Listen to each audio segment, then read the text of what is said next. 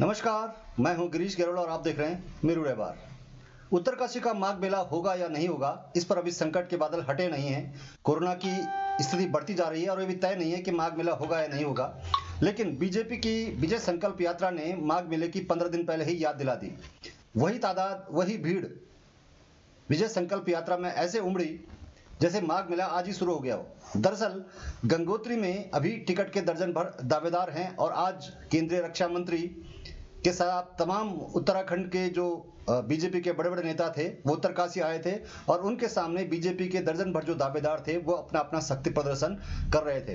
हालात ये हो गए कि मैदान में जगह नहीं बची और खाली स्थान पर लोग जमीन पर बैठ गए। लेकिन वो भीड़ का वो सैलाब उमड़ा कि यदि यही सब कार्यकर्ता मिलजुल कर काम करते हैं तो भाजपा की झोली में सीट को जीतने से कोई रोक नहीं सकता। लेकिन क्या बड़ा सवाल यही है कि क्या ऐसा हो पाएगा? क्या एक कार्यकर्ता एक टिकट के लिए सब लोग एक मत हो पाएंगे या नहीं? एक रिपोर्ट पर नजर डाल लेते हैं कि आज विजय संकल्प यात्रा का उत्तरकाशी में क्या स्वरूप रहा।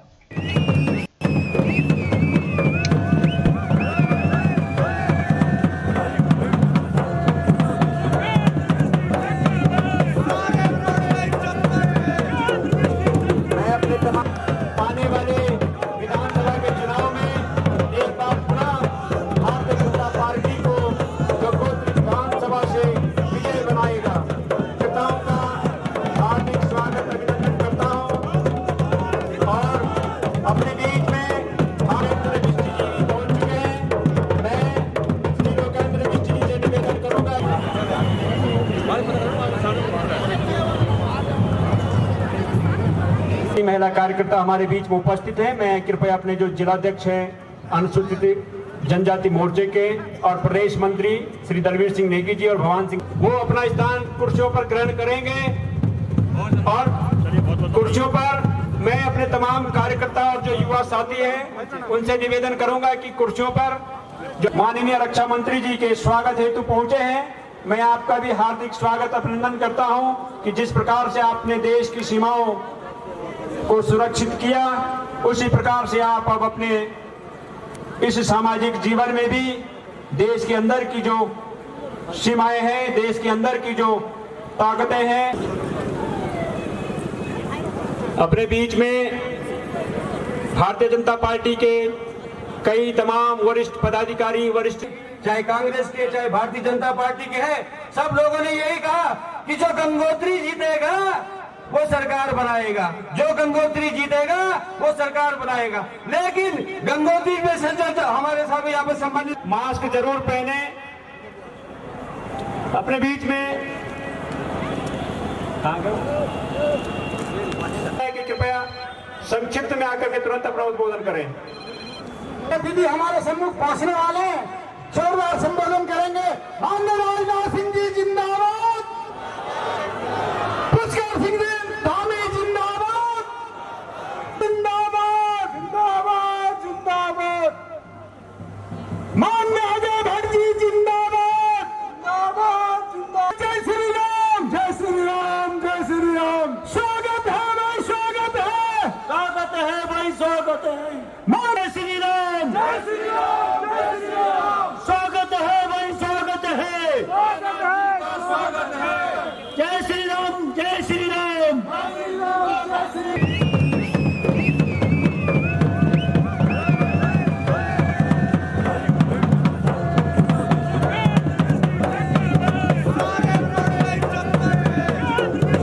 मैं अपने आने वाले विधानसभा के चुनाव में एक बार पुनः भारतीय जनता पार्टी को गंगोत्री विधानसभा से विजय बनाएगा। नेताओं का हार्दिक स्वागत अभिनंदन करता हूं और अपने बीच में हमारे मिस्त्री जी पहुंच चुके हैं। मैं श्री लोकेंद्र मिस्त्री से निवेदन करूंगा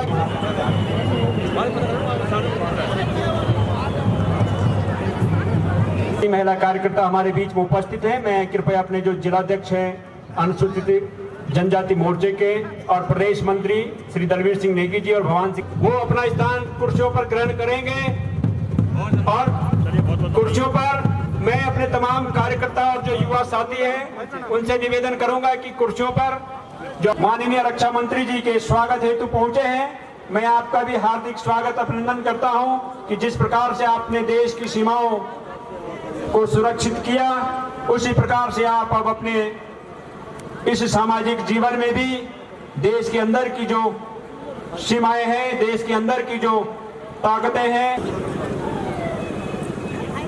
अपने बीच में भारतीय जनता पार्टी के कई तमाम वरिष्ठ पदाधिकारी, वरिष्ठ चाहे कांग्रेस के चाहे भारतीय जनता पार्टी में जिन्होंने अध्यक्षता संभाली और उत्तर प्रदेश के मुख्यमंत्री रहे और आज जो भारत के रक्षा मंत्री हैं तथा जिनके नेतृत्व में हम सबको ये राज्य मिला है, उस समय उत्तर प्रदेश में आप मुख्यमंत्री थे जब राज्य मिला, उस पर आपके हस्ताक्षर हुए हैं।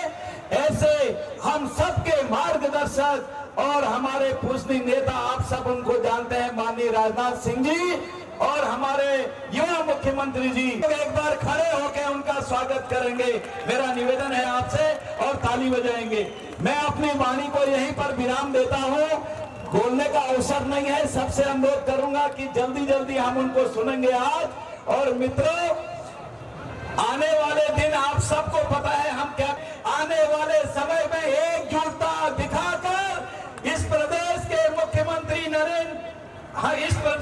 मुख्यमंत्री धामी जी को पुनः प्रतिष्ठित करेंगे और माननीय नरेंद्र मोदी जी के हाथों को मजबूत करेंगे। इसी के साथ मैं अपनी वाणी को विराम करता हूं। भारत माता की, भारत में रुद्राक्ष की माला भेंट करेंगे और अपने गंगोत्री के रावल तीर्थ पुरोहित श्री हरीश सेमाल जी से निवेदन है कि कृपया गंगाजली देकर के भेंट करेंगे। श्री कृपाराम सेमाल जी, श्री सुरेश सेमाल जी, श्री रविंद्र सेमाल जी, श्री सुधांशु सेमाल जी गंगाजली भेंट करके माननीय रक्षा मंत्री जी है उनका हार्दिक आभार व्यक्त करता हूं। और मैं श्रीमान भारतीय जनता पार्टी के प्रदेश अध्यक्ष श्री मदन कौशिक जी से निवेदन करूंगा, माता की,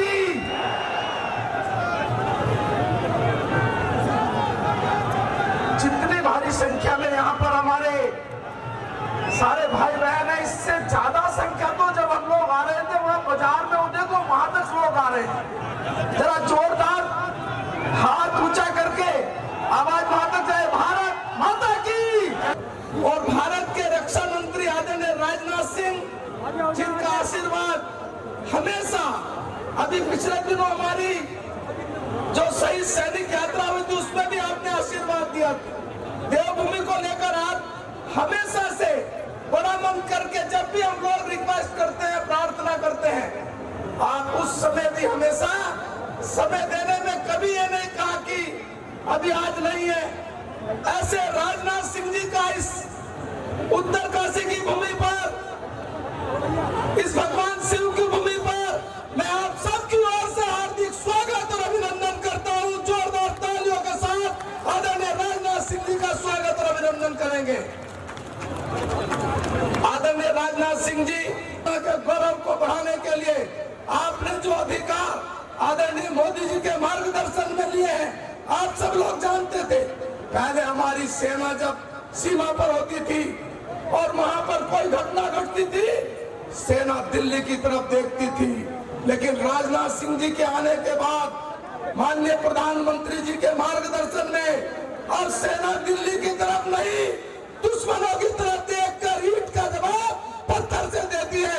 ऐसे राजनाथ सिंह जी का मैं हार्दिक स्वागत और अभिनंदन करता हूं। आदरणीय राजनाथ सिंह जी, जिन्होंने हमेशा से हमारे राज्य को लेकर, और आपको यह जानकर प्रसन्नता होगी, जब हम उत्तराखंड राज्य बन रहा था, उत्तराखंड राज्य बनाने में सबसे पहले अगर कहीं से प्रस्ताव पास हुआ, जब हम उत्तर प्रदेश में थे, उत्तर प्रदेश के मुख्यमंत्री के रूप में आदरणीय राजनाथ सिंह थे, जिन्होंने उत्तराखंड राज्य के लिए प्रस्ताव पास करके भारत की संसद में भेजा था। ऐसे राजनाथ सिंह जी का हम जोरदार तालियों के साथ स्वागत और अभिनंदन करते हैं। क्योंकि भाइयों बहनों, मौसम खराब है और आदरणीय रक्षा मंत्री जी को दिल्ली जाना है, तो इसलिए मैं अधिक ना कहते हुए जैसा हो कुछ कर दो मी जैसा हो कुछ कर दो मी जैसा हो। मेरे साथ जोर से नारा लगाएंगे सब लोग। हम सब लोग अभी कुछ ही बर्फ पड़ी हुई है, कहीं बारिश हो रही है, लेकिन आपका उत्साह यहाँ पर देखने लायक बनता है। इसलिए जोरदार आवाज से भारत माता की, भारत माता की, भारत माता की। राजनाथ सिंह जी जिंदाबाद, राजनाथ सिंह जी जिंदाबाद, राजनाथ सिंह जी जिंदाबाद। गंगा मैया की, गंगा मैया की, गंगा मैया की। आज विजय संकल्प यात्रा जो कि 1600 किलोमीटर, रक्षा मंत्री,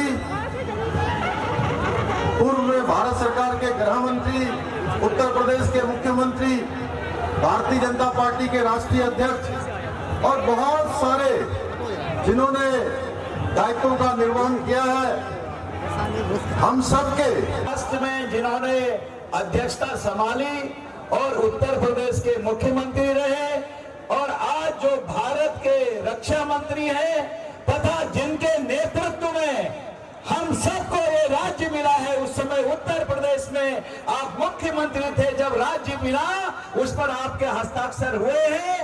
ऐसे हम सबके मार्गदर्शक में इसका समापन हुआ और आज गढ़वाल मंडल की यात्रा, आज जिसका समापन आज यहाँ उत्तरकाशी में हो रहा है। ऐसे हमारे वरिष्ठ नेता, यात्रा के संयोजक आदरणीय ज्योति प्रकाश गहलोत जी, हमारे यमुनोत्री क्षेत्र के लोकप्रिय विधायक आदरणीय केदार सिंह रावत जी, भारतीय जनता पार्टी के जिलाध्यक्ष भाई रमेश जी, इस क्षेत्र की हमारी लोकप्रिय सांसद जो आप सब लोगों की पैरोकारी भारत सरकार में या राज्य सरकार में लगातार करती हैं, आदरणीय माला लक्ष्मी शाह जी, मंच पर उपस्थित यात्रा के संयोजक शहरवासी वासियों का हार्दिक स्वागत एवं अभिनंदन करता हूं। जैसा कि मैंने पूर्व में ही कहा कि आज मौसम बहुत खराब हो रहा था और पिछले 2-3 दिनों से ऐसा लग रहा था कि हम लोग पहुंच भी पाएंगे कि नहीं पहुंच पाएंगे, लेकिन आज भगवान इंद्र प्रसन्न है, भगवान सूर्यदेव भी प्रसन्न है, क्योंकि माननीय राजनाथ सिंह जी हमारे बीच में हैं और उन सबको सुनने के लिए हम इतनी बड़ी संख्या में आए। मैं पूरे विश्वास के साथ कह सकता हूं, आप सबकी संख्या को देखकर भगवान विश्वनाथ की इस धरती पर, मां गंगा मैया की इस नगरी पर, कि आप सबका उत्साह और आप सबका समर्थन, आपकी संख्या देखकर कि यहाँ पर फिर से कमल खिलने वाला है, फिर से भारतीय जनता पार्टी की सरकार बनने वाली है। भाइयों बहनों, हम सब लोग आदरणीय राजनाथ सिंह जी को सुनना चाहते हैं। मुझे सेवा का अवसर मेरी पार्टी ने दिया है। आप सबके आशीर्वाद से पहले दिन से लेकर आज तक हमने कोशिश की है कि हर वर्ग के लिए हम फैसला लें और केवल फैसला ही न लें, फैसले लेने के साथ साथ हमने जो भी फैसले लिए हैं, जो भी हमने घोषणाएं करी हैं, मैं छोटी घोषणाओं की बात नहीं करता, लेकिन प्रादेशिक स्तर पर जितनी भी घोषणाएं हमने करी हैं, सारी घोषणाओं के हमने अधिकतम के शासनादेश निकाले हैं। सबकी हमने वित्तीय स्वीकृति प्रदान की है, चाहे आज हमारी आशा बहनें हो, स्वास्थ्य के क्षेत्र में काम करने वाली, चाहे हमारी आंगनबाड़ी की बहनें हो, चाहे हमारे उपनल के कर्मचारी हो, चाहे जिन्होंने उत्तराखंड राज्य बनाने में अपनी सबसे महत्वपूर्ण भूमिका निभाई, चाहे हमारे उत्तराखंड के आंदोलनकारी हो, चाहे हमारे पीआरडी के जवान हो, चाहे भोजन माताएं हो, चाहे हमने नए खिलाड़ी भाइयों के लिए नई खेल नीति लाने का मामला हो, हर क्षेत्र में हमने केवल घोषणाएं नहीं करी, उन घोषणाओं के साथ साथ हमने उनके सबके शासनादेश भी निकाले हैं। भाइयों बहनों, मैं कहना चाहता हूं मैं जहां भी जाता हूं मुझसे पत्रकार बंधु पूछते हैं, कहते हैं काम अच्छा कर रहे हो लेकिन आपको थोड़ा समय कम मिला। अब इसमें मैं उनसे यही कहता हूं कि जितना समय मिला है मैंने कोशिश करी है कि एक पल और एक क्षण आप सबको समर्पित करूं, अपने उत्तराखंड के 1,25,00,000 भाई बहनों को समर्पित करूं। हम नई खेल नीति लेकर आए और नई खेल नीति में हमने प्रावधान किया है कि हमारे यहाँ पर जो हमारे खिलाड़ी भाई जो खेलने के लिए जाते हैं, जब उनको पदक मिल जाता है, कोई वो अच्छा प्रदर्शन कर लेते हैं, तो पूरे देश भर से उनको पुरस्कार देने वालों की लाइन लग जाती है। लेकिन जब तक उनको पुरस्कार तक पहुंचने तक उनको तमाम कठिनाइयों का सामना करना पड़ता है, तमाम संघर्षों का सामना करना पड़ता है। हमने तय किया, हमारी सरकार ने, हम नई खेल नीति में अब जो भी बच्चा जो योग्य होगा, जिसके अंदर योग्यता होगी, क्षमता होगी, आगे बढ़ने का एक हुनर होगा, अब उसको कोई रोक नहीं सकता। हमने सरकार की तरफ से ऐसी व्यवस्था कर दी है कि उसको खेलने जाने के लिए सारी व्यवस्था करेगा। हमने युवाओं के लिए पहले दिन से, जिस दिन मैंने 4 जुलाई 2021 को हमारी सरकार ने काम करना शुरू किया, मुझे मुख्य सेवक के रूप में जिस दिन से काम करने की जिम्मेदारी मिली, सबसे पहले हमने तय किया कि हमारे यहाँ पर 24,000 पद जो सरकारी नौकरियों के खाली हैं, हम उन सारे पदों को भरेंगे। और आज मुझे बताते हुए खुशी हो रही है कि सारे पदों पर भर्ती की प्रक्रिया बहुत तेजी से गतिमान है, बहुत तेजी से उसकी भर्ती प्रक्रिया चल रही है। और रात के 12 बजे तक और 1 बजे तक भी आज लोक सेवा आयोग के कार्यालयों में काम चल रहा है। पहले दिन से हमने एक सरलीकरण का मंत्र दिया था, सारे विभागों को हमने निर्देशित किया कि हमारे अधिकारियों के पास, हमारे जिलों के अधिकारियों के पास अगर आप कोई काम लेकर जाएंगे तो उसका सरलीकरण होना चाहिए। हमने मंत्र दिया था, सरलीकरण का मंत्र, समाधान का मंत्र और निस्तारीकरण का मंत्र। इन 3 मंत्रों के आधार पर हमने काम करना शुरू किया। आज मुझे बताते हुए खुशी हो रही है कि चुनाव आचार संहिता अगले कुछ ही दिनों में लगने वाली है, लेकिन रात को चाहे 10 बजा होगा या 11 बजे होगा, हमारे मुख्य सचिव समेत सारे लोग अभी तक अपने दफ्तरों में काम कर रहे हैं। ये पहली बार हो रहा है, अन्यथा 1 महीने पहले, 2 महीने पहले सारे सचिवालय बंद हो जाया करते थे, सारे दफ्तरों में ढिलाई हो जाती थी।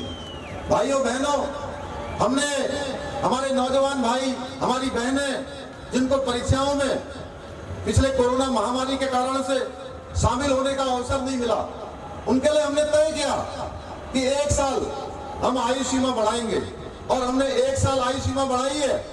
इसके साथ साथ जितने भी आवेदन पत्र भरे जाने हैं, जितनी भी प्रतियोगी परीक्षाएं होनी है, उन सारी प्रतियोगी परीक्षाओं के हमने ये तय किया, हमारी सरकार ने तय किया कि हम उनसे कोई आवेदन शुल्क नहीं लेंगे, सारा का सारा हमने निःशुल्क किया है।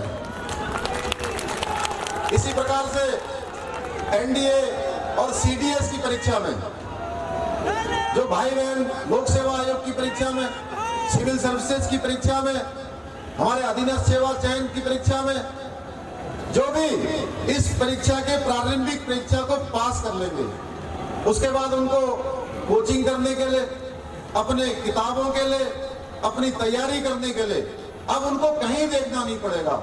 उनके लिए हमने व्यवस्था की है कि 50,000 रुपए सरकार की तरफ से हमारी सरकार उनके लिए व्यवस्था करेगी।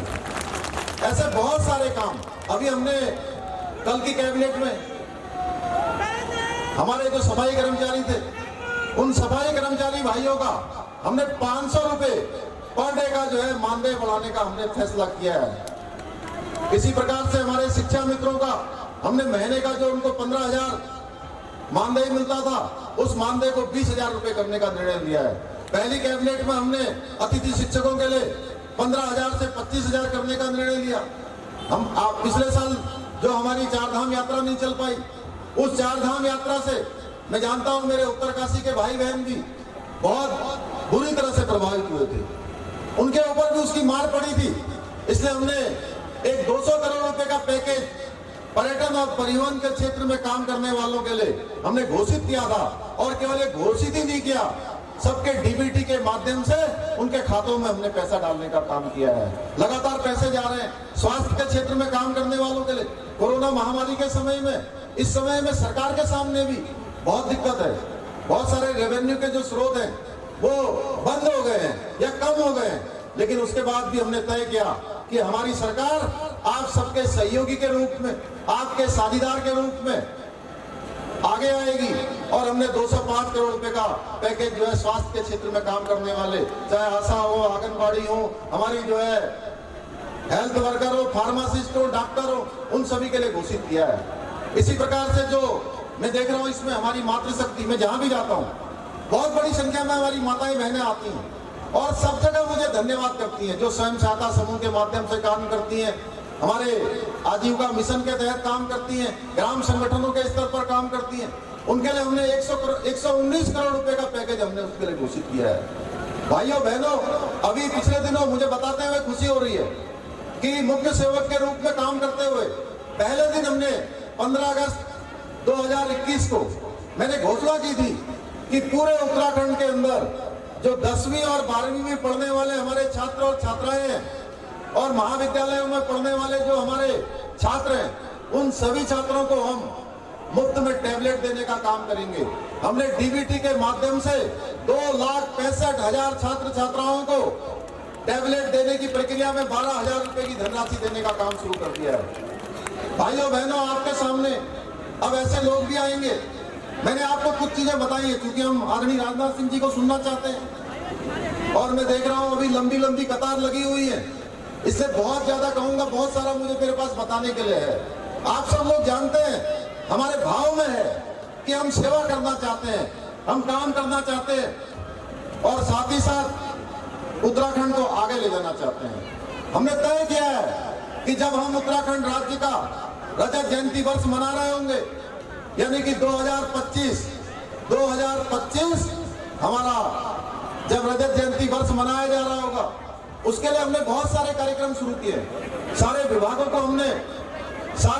हमने कहा है कि अगले 10 सालों का अपना एक रोड मैप बना कर दें और साथ ही साथ जो बहुत सारे हमने बोधिसत्व कार्यक्रम एक शुरू किया है और उस बोधिसत्व कार्यक्रम के माध्यम से हम ऐसे जो विशेषज्ञ हैं, विद्वान हैं, वैज्ञानिक हैं, पर्यावरण के क्षेत्र में काम करते हैं, शिक्षा के क्षेत्र में काम करते हैं, समाज के क्षेत्र में काम करते हैं, उन सभी के विचार लेकर हम एक विचारों की श्रृंखला जो आयोजित कर रहे हैं, उससे बहुत सारी चीजें हमको मिल रही हैं। उसके आधार पर हम उत्तराखंड का रोड मैप बना रहे हैं और ये रोड मैप 2025 का है कि जब हम 25 वर्ष के होंगे तब उत्तराखंड हिंदुस्तान का श्रेष्ठ राज्य होगा, नंबर 1 राज्य होगा। उसके लिए हम काम कर रहे हैं। भाइयों बहनों, ये यात्रा हमारी सबकी सामूहिक यात्रा है और ये सामूहिक यात्रा हमारी तभी गंतव्य तक पहुंचेगी जब हम सब लोग एकमेव होकर एक साथ कदम से कदम मिलाकर चलेंगे। और केंद्र की सरकार और राज्य की सरकार जिस प्रकार से पिछले 5 वर्षों में यहाँ के लिए 1 लाख करोड़ रुपए की स्वीकृति हुई है, 1 लाख करोड़ रुपए की योजनाएं यहाँ पर चल रही है या गतिमान है और आगे भी बहुत सारी योजनाएं आने वाली है। चाहे हम सड़कों की बात करें, चाहे हम रेल कनेक्टिविटी की बात करें या हम हवाई सेवाओं की बात करें, ऐसे बहुत सारे क्षेत्रों में लगातार काम हो रहा है। भाइयों बहनों, मैं आपसे कहना चाहता हूं कि ये किसी की निजी यात्रा नहीं है जिनके बारे में मैं बोल रहा हूं, ये हमारे उत्तराखंड की सामूहिक यात्रा है। ये आने वाला जो दशक है, ये उत्तराखंड का दशक होगा और ये हमारा सबका दशक होगा। उसके लिए हमको आज ये विजय संकल्प के अवसर पर संकल्प लेना है मुट्ठी बांधकर कि हम सब लोग एक साथ कदम से कदम मिलाकर आगे बढ़ेंगे और ये जो विकास की गति को और ज्यादा तेज बढ़ाने के लिए हमको जो है, जैसे आपने भारतीय जनता पार्टी को चाहे 2017 का चुनाव हो, चाहे 2019 का चुनाव हो, चाहे 2014 का चुनाव हो, हर चुनाव में आपने बढ़ चढ़ के आपने आशीर्वाद दिया है, समर्थन दिया है। आपका आशीर्वाद समर्थन बना रहेगा तो निश्चित रूप से जिन्होंने पिछले 5 सालों में 2017 से पहले जिनके हाथ करप्शन के हाथ थे, जिनके काले हाथ, जिनके माफियाओं के साथ थे, यहाँ के गुंडों के साथ थे, भ्रष्टाचारियों के साथ थे, मैं विश्वास के साथ कह सकता हूं कि उनका शासन अब कभी उत्तराखंड में लौटकर नहीं आएगा। भाइयों बहनों, आज राजनाथ सिंह जी की उपस्थिति में मैं यही कह सकता हूं कि आशाओं का दीप हमें कोने कोने में यूं ही जलाना है। आशाओं का दीप हमें कोने कोने में यूं ही जलाना है। शपथ हमें इस मिट्टी की भारत को स्वर्ग बनाना है, भारत को स्वर्ग बनाना है। गंगोत्री विधानसभा और उत्तरकाशी की तीनों विधानसभाओं को भारतीय जनता पार्टी की झोली में डालने के लिए एक संदेश भी है कि आज जो ये सैलाब है भारतीय जनता पार्टी की जो विजय संकल्प की यात्रा में, वो निश्चित तौर पर 2022 में भारतीय जनता पार्टी की सरकार बना करिश्माई काम किया है। और एक करिश्माई काम की बात मैं इसलिए कह रहा हूं कि बहनों भाइयों, उत्तर प्रदेश का मुख्यमंत्री मैं भी रह चुका हूं। मैं तो कल्पना भी नहीं कर सकता कि 6 महीने के अंदर कोई व्यक्ति इतने फैसले कर सकता है।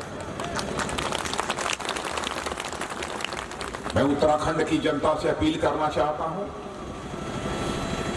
बहनों भाइयों, नियत और ईमान की कसौटी पर किसी को कसा जाना चाहिए। केवल घोषणा ही नहीं की है बल्कि उस पर अमल भी किया है। ऐसे आपके यशस्वी मुख्यमंत्री श्री पुष्कर सिंह जी धामी और उत्तराखंड में भारतीय जनता पार्टी जितनी तेजी के साथ अपने कदम आगे बढ़ा रही है और भारतीय जनता पार्टी का जो नेतृत्व कर रहे हैं उत्तराखंड सरकार के पूर्व मंत्री और भारतीय जनता पार्टी के प्रदेश अध्यक्ष श्री मदन जी कौशिक, सादगी और सरलता की मिसाल और हमारे साथ हमारे सहयोगी के रूप में, हमारे मित्र के रूप में रक्षा राज्य मंत्री की जो भूमिका निभा रहे हैं और भारतीय जनता पार्टी के भी जो प्रदेश अध्यक्ष रह चुके हैं ऐसे श्रीमान अजय जी भट्ट और हमारी आदरणीय सांसद जिनका परिचय कराने की मैं समझता हूं आवश्यकता नहीं है, श्रीमती माला राजलक्ष्मी शाह जी किसी सार्वजनिक सभा को संबोधित करने के लिए आप सबके सामने खड़ा हुआ। केदार सिंह जी रावत जब हमसे मिले तो उन्होंने कहा कि भाई साहब आपको याद है 25 साल पहले इसी उत्तरकाशी में मैंने आपकी एक सार्वजनिक सभा कराई थी। मैंने कहा कि मुझे याद तो है कि मैं उत्तरकाशी आया हुआ था, लेकिन कितने साल पहले आया था यह मुझे याद नहीं है। उन्होंने याद दिलाया। बहनों भाइयों, भले ही मैं उत्तरकाशी में देर से आया हूं लेकिन दुरुस्त आया हूं, आप सबके बीच में खड़ा हूं यहां पर।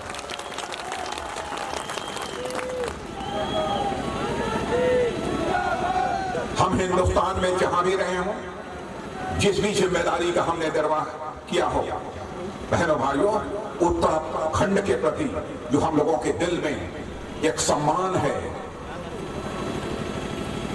इस देवभूमि के प्रति और यहाँ के बहादुर सैनिकों ने जिस तरीके से सीमा की सुरक्षा में अपनी भूमिका का निर्वाह किया है, बहनों भाइयों, वह सम्मान केवल उत्तर प्रदेश की जनता में ही नहीं बल्कि हिंदुस्तान के किसी भी कोने में चले जाइए, यह उत्तराखंड के प्रति यह सम्मान देखने को आपको मिलेगा।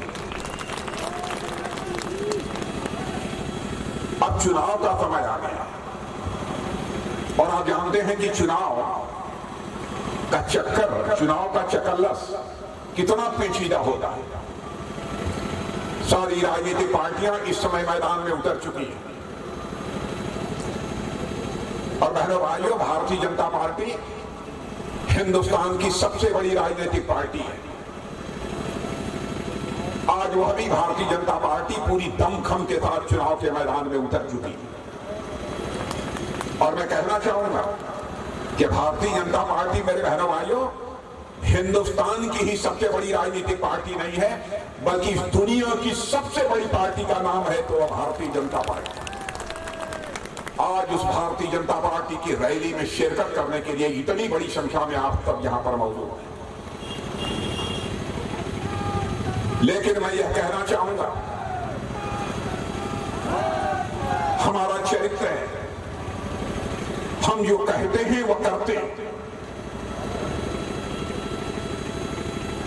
जब से भारत आजाद हुआ है आपने देखा होगा आपके बीच भी बहुत सारे राजनीतिक पार्टियों के नेता आए होंगे, तरह तरह के आपको आश्वासन दिए होंगे, वादे किए होंगे। काश इस आजाद भारत के 75 वर्षों में आंशिक रूप से भी अपने वादों को पूरा कर दिया होता तो शायद हमारा यह भारत दुनिया की महाशक्ति कई वर्षों पहले ही बन गया होगा। और इसी नेताओं की कथनी और करनी में अंतर होने के कारण ही भारत की राजनीति के प्रति भी लोगों का विश्वास कम हुआ, नेताओं पर से लोगों का विश्वास घटा। आज यदि मैं आपके सामने यहां पर बोलने के लिए खड़ा हूं, मुझे भी लगता है यह विश्वसनीयता का संकट पैदा होने के कारण क्या मैं जो बात कहूंगा हमारी उत्तरकाशी की जनता उस पर पूरी तरह से विश्वास करेगी या नहीं करेगी, यह चोर हमारे मन में भी बैठा है। आदरणीय अटल बिहारी वाजपेयी जी का प्रारंभ से आदरणीय अडवाणी जी का नेतृत्व प्रारंभ से ही हम सबको प्राप्त हुआ है। बराबर यही सीख दी है लोगों ने कि तुम लोग यदि भारतीय जनसंघ में काम कर रहे हो, भारतीय जनता पार्टी में काम कर रहे हो, याद रखना जनता के सामने वही वादे करना जिन वादों को पूरा किया जा सके, अक्षरशः पूरा किया जा सके।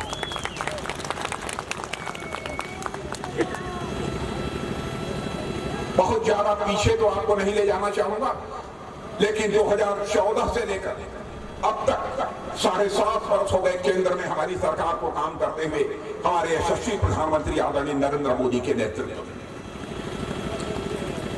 भले ही हमारा कोई विरोधी क्यों न हो, इस सच्चाई को उसे स्वीकार करना पड़ेगा। बहनों भाइयों, इन 7.5 वर्षों में अंतरराष्ट्रीय जगत में भारत की साख बढ़ी है, भारत की प्रतिष्ठा बढ़ी है, भारत का मस्तक ऊंचा हुआ है। आपके उत्तराखंड के भी बहुत सारे लोग दुनिया के दूसरे देशों में जाते होंगे, कुछ लोग पढ़ाई लिखाई करने जाते होंगे, कुछ सैर सपाटा करने जाते होंगे।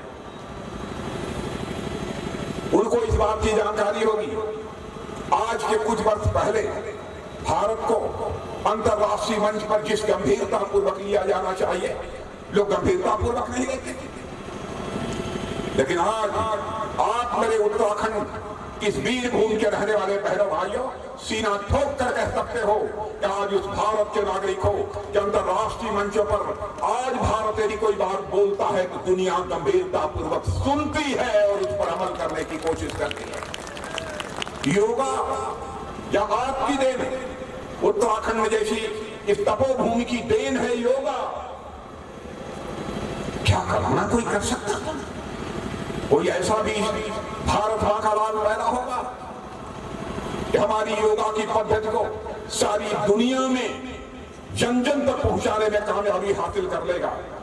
संयुक्त राष्ट्र संघ में जाकर जिस तरीके से हमारे प्रधानमंत्री नरेंद्र मोदी जी ने योगा का बखान किया, यह योग भारत का है, भारत के ऋषियों और मनीषियों की देन है हमारी योगा। इससे क्या क्या लाभ होते हैं सारे विश्व ने इसे स्वीकार कर लिया।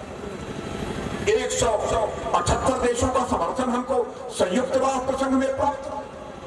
क्या इस प्रकार का करिश्मा कभी आपने संयुक्त राष्ट्र संघ में देखा था? इसीलिए मैं कह रहा हूं अंतरराष्ट्रीय जगत में भारत की प्रतिष्ठा बहुत बड़ी है। दमखम के साथ आज हम अंतरराष्ट्रीय जगत में खड़े हैं। वोट मांगे, वोट दीजिए, वोट दीजिए। आप मुझे जांचेंगे, परखेंगे, तौलेंगे,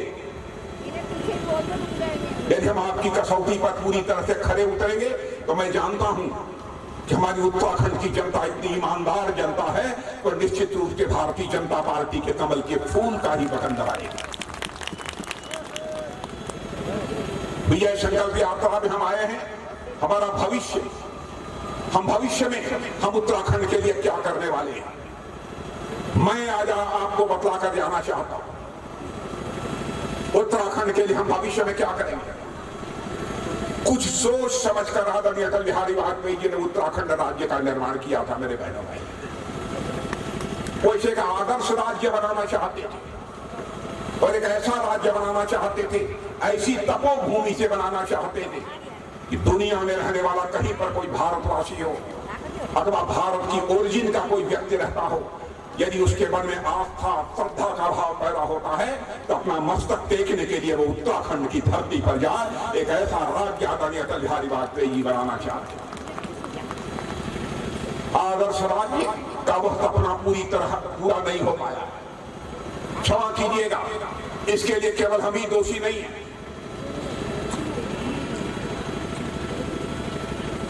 कोई कह दे कि साहब आपको तो हमने 5 साल का समय दिया, 5 साल में कभी आदर्श राज्य नहीं बन सकता। बहनों भाइयों, जो कहता है झूठ बोलता है। 5 साल में हमने जो कुछ भी किया है, आपने समय दिया है। मैं आपको यकीन दिलाता हूं कि 5 साल का और समय दे दीजिए, उत्तराखंड एक आदर्श राज्य बनकर रहेगा। दुनिया की कोई ताकत हमें रोक नहीं सकती है। और यह बात मैं केवल अपने दमखम के आधार पर नहीं बोल रहा हूं, हमारे प्रधानमंत्री के दिल में इस उत्तराखंड को बनाने, आदर्श राज्य बनाने की तड़पण है, उसे हमने देखा। केदारनाथ क्या हालत थी उस प्राकृतिक आपदा के बाद। हमारा ही प्रधानमंत्री साहब से रहा नहीं गया, उसने कहा कि इस केदारनाथ की भूमि जो वह स्थान है एक नए स्वरूप में दिखना चाहिए, ताकि दुनिया के दूसरे देशों के से आने वाले लोगों के लिए भी एक आकर्षण का केंद्र बने। लेकिन हमारे यहाँ के कांग्रेस के पूर्व मुख्यमंत्री हैं, बड़े सीनियर नेता, वह कहते हैं साहब ये नरेंद्र मोदी, भैया एक मिनट, ये नरेंद्र मोदी मार्केटिंग करने के लिए उत्तराखंड में आ गया। बहनों भाइयों, मैं पूछना चाहता हूं, क्या हमारा प्रधानमंत्री मार्केटिंग करने के लिए आता है? कांग्रेस के पूर्व मुख्यमंत्री फिर से मुख्यमंत्री बनना चाहते हैं। वो कहते हैं अरे भाई, केदारनाथ में जो गुफा बनवाई है, गुफा तो कांग्रेस ने बनवाई है, और उसमें जाकर मोदी जी बैठ गए। मैं उन पूर्व मुख्यमंत्री जी जो फिर से मुख्यमंत्री बनना चाहते हैं, मैं उनसे पूछना चाहता हूं, यदि आपकी पार्टी ने, आपकी सरकार ने वह गुफा बनाई है, तो साधना करने के लिए आप उस गुफा में बैठने की हिम्मत क्यों नहीं जुटा पाए?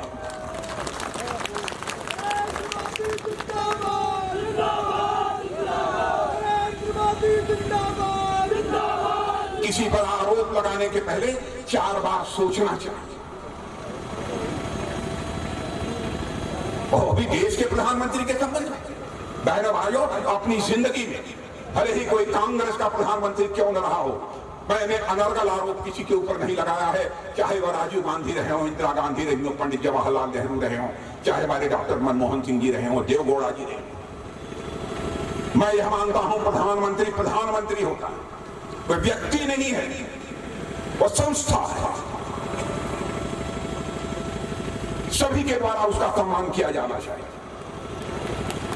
हल्के फुल्के आरोप नहीं लगाए जाने चाहिए, क्योंकि लोकतंत्र में जब यह संस्थाएं कमजोर पड़ जाएंगी, बहनों भाइयों, लोकतंत्र को भी टूटने से दुनिया की कोई ताकत नहीं बचा सकती। लेकिन जो आता है मार्केटिंग करने के लिए आ गए। हमने गुफा बनवाई थी, गुफा में जाकर क्या क्या तमाशा,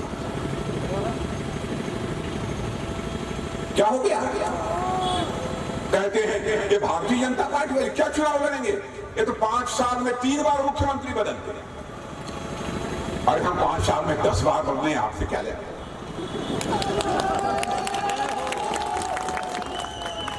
हम 5 साल में 10 बार बदले। और बहनों भाइयों, यदि हमने आपसे वादा किया होता, यदि किसी को प्रोजेक्ट करके हम इसको मुख्यमंत्री बनाएंगे, प्रोजेक्ट करके यदि हमने चुनाव लड़ा होता, तो हम 5 वर्ष में एक भी मुख्यमंत्री न बदलते। पार्टी ने चुनाव लड़ा, पार्टी का यह अंदरूनी मामला था। हमको जब लगा तो पार्टी ने फैसला किया और मुख्यमंत्री बदल दिया। हमारा कोई भी मुख्यमंत्री बुरा नहीं था, चाहे हमारे त्रिवेंद्र सिंह रावत रहे हो, चाहे तीरथ सिंह रावत रहे। बड़ी पार्टी होती है उसको कई चीजों को सोच विचार कर फैसले करने पड़ते हैं, किसको कहां संगठन में लगाना, किसको संसद में भूमिका निभानी है, किसको किस रूप में क्या काम करना है, कब क्या जरूरत पड़ जाए किसी की, यह सब सोच समझ कर फैसले लेने पड़ते हैं। फैसले हम लोगों ने बदल दिया, लेकिन आपके यहां क्या है, धरते झांपी बवंडर, पता नहीं यहां कहावत प्रचलित है कि नहीं। चुनाव शुरू नहीं हुआ कि कांग्रेस में मारा मारी शुरू, आप क्या चुनाव लड़ेंगे?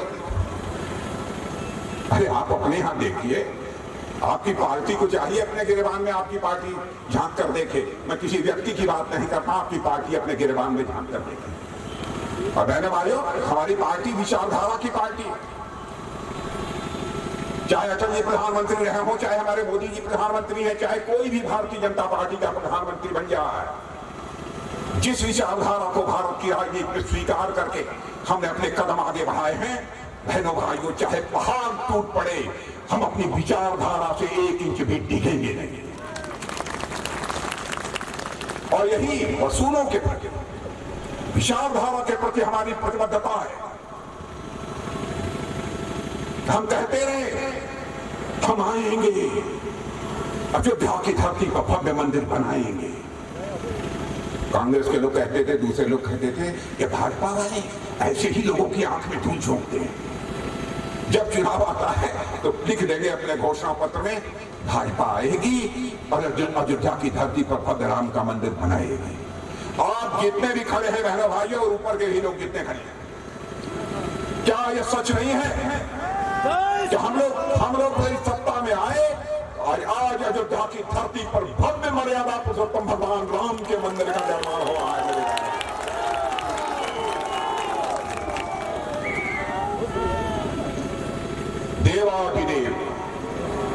देवाधिदेव काशी विश्वनाथ, बाबा विश्वनाथ की यह भी धरती है, और जिस काशी से मैं आता हूं वह भी बाबा विश्वनाथ की धरती है।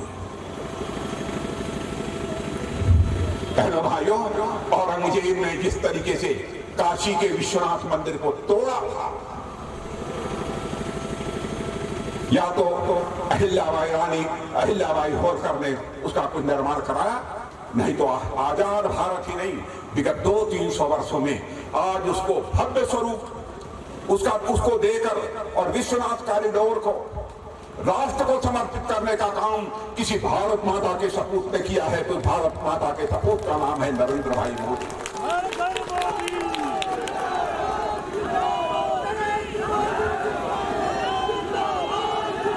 मैं कांग्रेस के मित्रों से कहना चाहता हूं, कृपया हमारा सुझाव है आपको, कांग्रेस के दोस्तों, आरोप लगाने के पहले 4 बार सोचिए। सोमनाथ का मंदिर, राजेंद्र बाबू हमारे राष्ट्रपति थे, भारत के पहले राष्ट्रपति महमूद गजनवी ने आकर किस तरीके से मंदिर को तोड़ा था,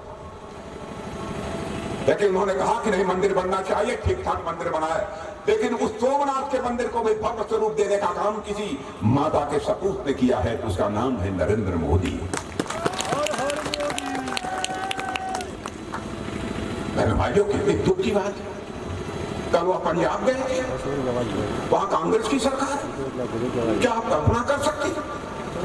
भारत जैसे महान देश का प्रधानमंत्री जाता हो और उसकी सुरक्षा में चूक हो जाए,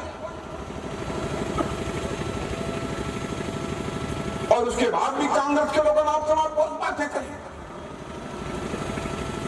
मैं आपसे पूछना चाहता हूं, मैं सभी से इसका जवाब मैं चाहता हूं, क्या बहनों भाइयों ऐसी कांग्रेस को क्षमा किया जाना चाहिए? मैं आपसे जवाब चाहता हूं, हाथ उठाकर बताइए कि क्षमा किया जाना चाहिए कि नहीं?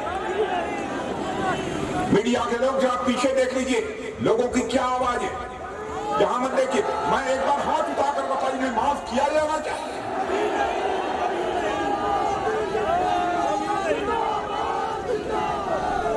मैं ऊपर खड़े हुए लोगों से कहना चाहता हूं, प्रधानमंत्री देश का प्रतिनिधित्व करता है, यदि उसके सुरक्षा के साथ चूक होती है, आप बहनों भाइयों से पूछना चाहता हूं, क्या उसे क्षमा किया जाना चाहिए उस राजनीतिक पार्टी को?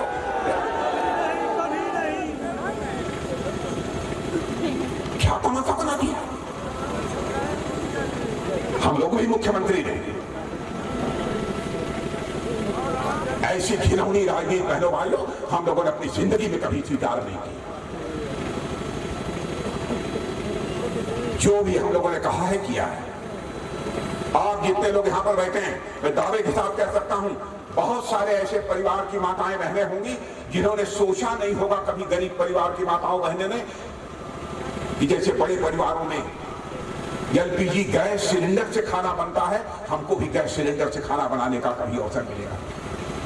लेकिन किसी ने सोचा आजाद भारत में, तो हमारे प्रधानमंत्री नरेंद्र मोदी ने सोचा, उसने कहा जिन गरीब माताओं को लकड़ी जलाकर, अंगीठी जलाकर अपना खाना बनाना पड़ता है, उनको हम एलपीजी गैस सिलेंडर मुहैया कराएं। किया है कि नहीं?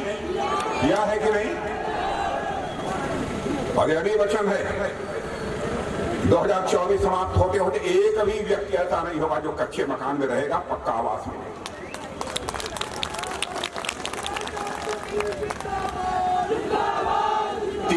3/4 से अधिक काम पूरा हो चुका है। और उत्तराखंडवासी, मैं जानता हूं पर्वत की चोटियों पर भी लोग रहते हैं। हम लोगों की कोशिश यह है 2024 समाप्त होते होते या 2025 तक ऐसे हालात पैदा कर दिए जाएं, किसी भी घर की माता बहन को हंडी लेकर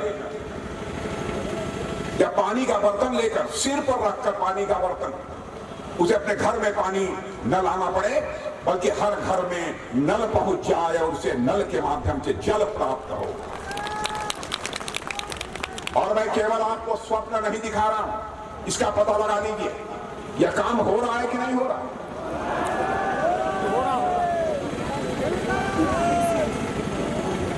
और मान लीजिए आप में से किसी की तबीयत खराब हो जाती है, आपके जेब में पैसा नहीं, आप इलाज कराना चाहते हैं, कैसे इलाज होगा? एक योजना हम लोगों ने चलाई, आयुष्मान भारत। कान खोलकर सुन लीजिए, आप आयुष्मान भारत का कार्ड प्राप्त कीजिए। यहां के मैं विधायकों से भी कहूंगा, सांसद जी से भी कहूंगा, इसका पता लगाइए, कार्ड दीजिए। यदि आपके पास आयुष्मान भारत का कार्ड है तो बहनों भाइयों, प्रतिवर्ष 5 लाख रुपए तक का आपका मुफ्त इलाज किया जाएगा। यह है आयुष्मान भारत योजना।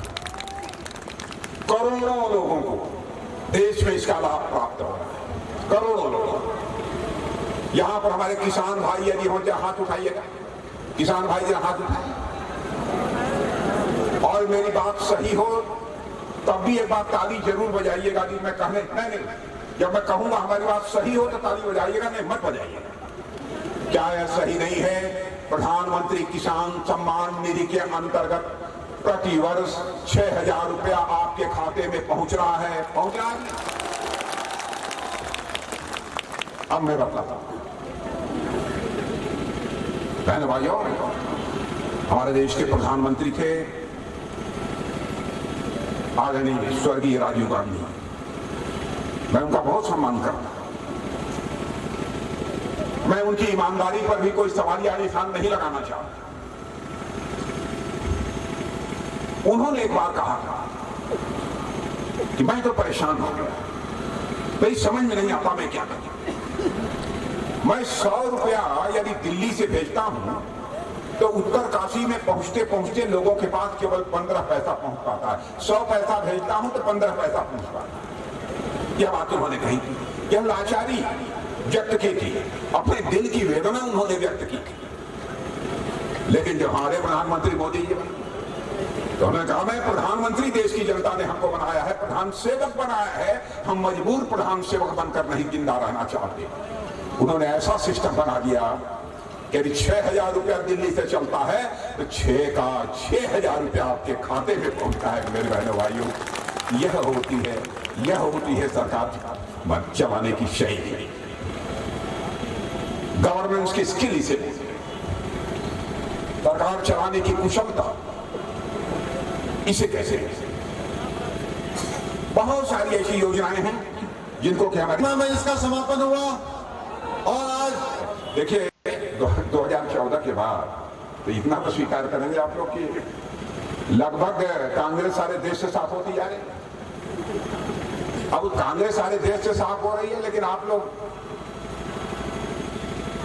कभी कभी शरण कांग्रेस को दे देते हैं। कांग्रेस आकर कहीं दुबक कर बैठ जाती है तो उत्तराखंड में। भाई इस बार उनको दुबकने मत दीजिए। और हर बार वे टेस्ट करते हैं, इस बार इनकी, इस बार इनको, उस बार उनको। पहले का इस सोच से आप बाहर निकलिए। यदि एक बार आपने 2017 में हमको बनाया है तो एक बार 2022 में भी 5 साल का मौका हमको देकर देखिए। मैं अपील करने के लिए बातें बहुत सारी हैं और बहुत सारी बातें लोगों ने कही भी हैं कि साहब इस पर भी बोल दीजिए, उस पर भी बोल दीजिए। अब इतनी बातें हैं कि मैं बोलूंगा तो लोग कहेंगे कि आए तो आश्वासन देके ज्यादा चले गए। लेकिन हमारे यहाँ की सांसद आदरणीय राजलक्ष्मी जी ने एक बात कही है, सैनिक स्कूल खोला जाना चाहिए। मैं धामी जी से कहूंगा कि अब चुनाव को समाप्त हो जाने दिए, इतनी जल्दी सैनिक स्कूल खुलेगा नहीं। प्राइवेट संस्था भी यदि कोई सैनिक स्कूल चलाना चाहती है, क्यों घटिए, कोई यदि चलाना नहीं चाहता तो उसकी हम मान्यता देंगे, नहीं तो मैं कोशिश करूंगा। देखिए मैं अभी पूरा वचन नहीं दे रहा, सैनिक स्कूल चलना चाहिए इसे मैं सहमत हूं। कोई प्राइवेट हो तो सरकारी, उसके लिए जो भी मान्यता, जो भी सारी अन्य सुविधाएं मिलनी चाहिए सरकार के द्वारा हम देंगे। लेकिन ये सरकारी सैनिक स्कूल खोलना है तो धामी जी एक बार चुनाव हो जाने के बाद सैनिक स्कूल के लिए सरकार की तरफ से भारत सरकार को एक प्रस्ताव भेज दें, यह मैं उनसे अनुरोध करना चाहता हूं। हम निश्चित रूप से उस पर गंभीरतापूर्वक विचार करें। और आप मिल लीजिएगा, मिल लीजिए। क्या मामला है? नहीं ठीक है, ठीक है। नहीं ठीक है, हो गई बात, हो गई। आप आ जाइएगा, मुख्यमंत्री जी मिल लेंगे आपसे। आप आइए, आप तो एकदम बिल्कुल भारतीय जनता पार्टी की टोपी लगाए भाजपा के कार्यकर्ता हैं। हाँ मुझे मालूम है, मैं जानता हूँ। तो बहनों भाइयों, और कोई ज्यादा मुझे बात नहीं कहनी है। मैं जब उत्तराखंड आया तो एयरपोर्ट पर जब रिसीव करने के लिए पुष्कर जी धामी आए थे तो मैंने उनसे पूछा कि भाई आपके एक हाथ में क्या हो गया? आपने देखा होगा ना, चोट लगी है ना, लगी है कि नहीं धामी जी के हाथ में? तो मुझे याद आ गया, मैंने एक वीडियो देखा था। उस वीडियो में क्रिकेट खेल रहे थे और क्रिकेट खेलते हुए वो चोट लग गई थी। लेकिन देखिए उसी दिन हमारी इच्छा हुई सचमुच की इनको केवल पुष्कर धामी नहीं कहा जाना चाहिए उत्तराखंड के मुख्यमंत्री को, बल्कि इन्हें फिर धाकड़ धामी कहा जाना चाहिए, जिस तरीके से यह बल्लेबाजी कर रहे हैं। और चोट के बावजूद भी खोल रहे हैं, चोट के बावजूद भी खेल रहे हैं।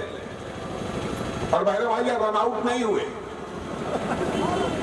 नहीं हुए और बड़ी सधी हुई बल्लेबाजी करते हुए इन्हें मैंने वीडियो में मैंने देखा था बहनों भाइयों। और मैं देख रहा हूं कि मुख्यमंत्री के रूप में बड़ी सधी हुई बल्लेबाजी पुष्कर धामी कर रहे हैं। तो चलेगा ये दौड़ेगा? मैं पीछे के लोगों से पूछना चाहता हूं,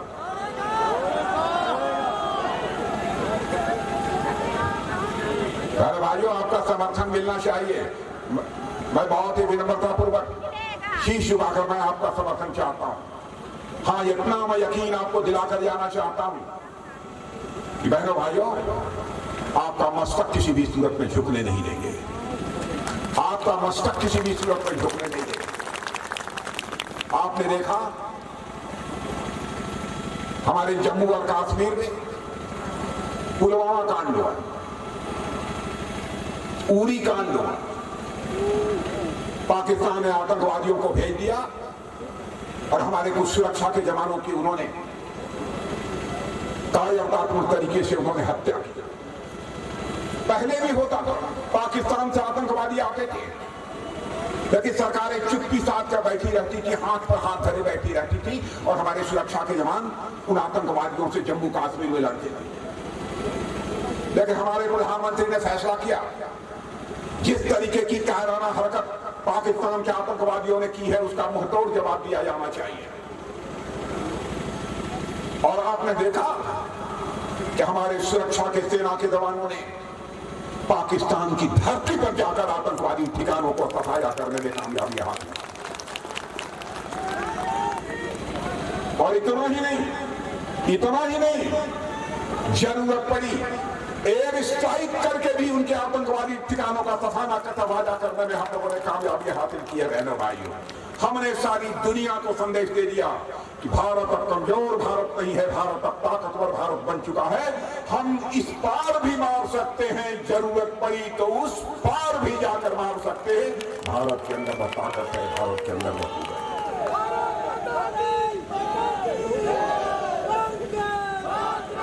और जितने भी पड़ोसी देश हैं, मैं कहना चाहूंगा, सारे पड़ोसी देशों के साथ ही नहीं, सभी देशों के साथ हम अच्छे रिश्ते बनाकर रखना चाहते हैं। और मैं तो कभी भूल ही नहीं सकता, और हमारे प्रधानमंत्री ही बराबर चर्चा करते हैं। जिंदगी में दोस्त बदल जाते हैं लेकिन पड़ोसी कभी नहीं बदलता। और आप लोगों को भी कहना चाहता हूं, अपने पड़ोसी के साथ अच्छे रिश्ते बनाकर रखिएगा, पड़ोसी से लड़िए मत। जिंदगी में दोस्त बदल जाते हैं लेकिन पड़ोसी नहीं बदलता। इसलिए आदरणीय अटल बिहारी वाजपेयी जी ने पाकिस्तान से भी अच्छे रिश्ते बनाने के लिए स्वयं चलकर पाकिस्तान पहुंच गए। लेकिन पता नहीं हमारे उस पड़ोसी को क्या हो गया है कि अपनी हरकतों से बाज ही नहीं आता। लेकिन इतना मानकर चलिए, बाज तो आना ही पड़ेगा बहनों भाई, बाज तो आना ही पड़ेगा। और बराबर जम्मू कश्मीर के सवाल को जिंदा रखना चाहता। अब हम लोगों ने धारा 370 समाप्त कर दी, जिसके अंतर्गत जम्मू कश्मीर को विशेष दर्जा प्राप्त था, विशेष दर्जा प्राप्त था। यानी वहां का जो बाहर से कोई गया तो जम्मू कश्मीर में जमीन नहीं खरीद सकता। अन्य भी बहुत सारे ऐसे अधिकार थे जिनसे वो वंचित था। जो पहले उधर जम्मू के पीओके से आए हुए थे भारत में, उनको नागरिकता नहीं मिलती, अनुसूचित वर्ग को आरक्षण नहीं मिलता, आदिवासियों को आरक्षण नहीं मिलता, कुछ भी नहीं, पिछड़े वर्ग को आरक्षण नहीं मिलता। हम लोगों ने 1951 में कहा था, जब पंडित श्यामा प्रसाद जी मुखर्जी थे भारतीय जनसंघ के अध्यक्ष, जिस दिन हमारी सरकार बन जाएगी, जम्मू कश्मीर को जिस धारा 370 के अंतर्गत विशेष दर्जा प्राप्त है, हम उसको चुटकी बजाकर समाप्त कर देंगे। और बहनों भाइयों, देखा हमारी सरकार बनी और जम्मू कश्मीर की धारा 370 को हम लोगों ने चुटकी बजाकर जय श्री राम बोल दिया। जय श्री राम। यह है हमारी विश्वसनीयता की सबसे बड़ी ताकत, और यह उत्तराखंड में भी कायम रहेगा, आपको यकीन दिलाता हूं। इसलिए मैं आप लोगों से यही अपील करना चाहता हूं, मेरे बहनों भाइयों, आपका आशीर्वाद प्राप्त होना चाहिए। और यदि आप आशीर्वाद देना चाहते हैं तो यहां और वहां और इधर मैं सभी से अनुरोध करूंगा कि एक बार हाथ उठाकर, दोनों हाथ ऊपर करके एक बार हम सबको आपका अपना आशीर्वाद प्रदान करें। इन्हीं शब्दों के साथ आप सबको बहुत बहुत धन्यवाद। बोलिए भारत माता। देखिए